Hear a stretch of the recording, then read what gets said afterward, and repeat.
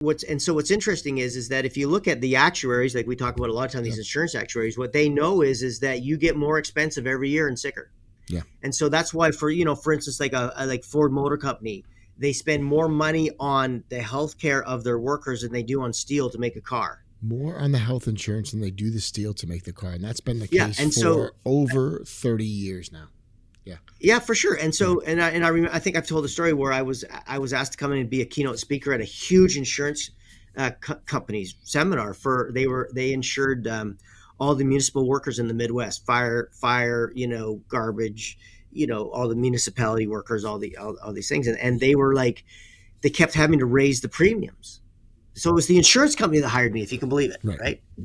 And what was happening is that the municipalities were complaining because the premiums were going up every year. And somehow these guys got a hold of my book and they're like, well, the premiums are going up every year because people are sicker every year. There's more fires, there's more car accidents. The cars are more expensive to repair. Like, it's like, how can we, if every one of your employees is on drugs and sick and spending money every month, how can we not raise the premiums? Yeah. Right. And they're getting sicker every month. When they come into this insurance and make a claim, they don't get their car fixed and leave. Right.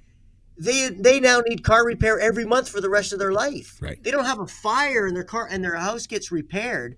They have water damage every month for the rest of the life of that house. That's what health insurance is. And so what they wanted me to come and talk about was the fact that people need to take some responsibility for their own health, because it's only lifestyle that can reduce the costs of sickness. Right.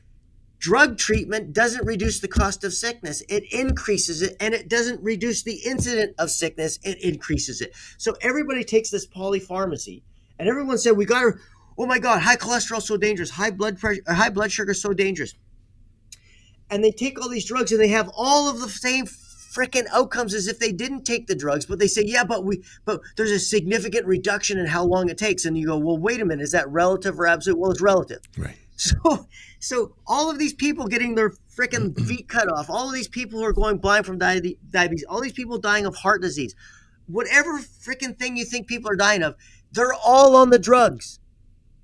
Right? They're not the people all on the drugs. Yeah. Right. So they'll say, well, there was this person who didn't get their diabetes managed and they had their limb cut off. And you're like, holy shit, that's terrible, because it is. Right. And then you're like, but the other 9 people who got their limb cut off on Wednesday were on the drugs. Right. Well, we don't want to talk about that. Right.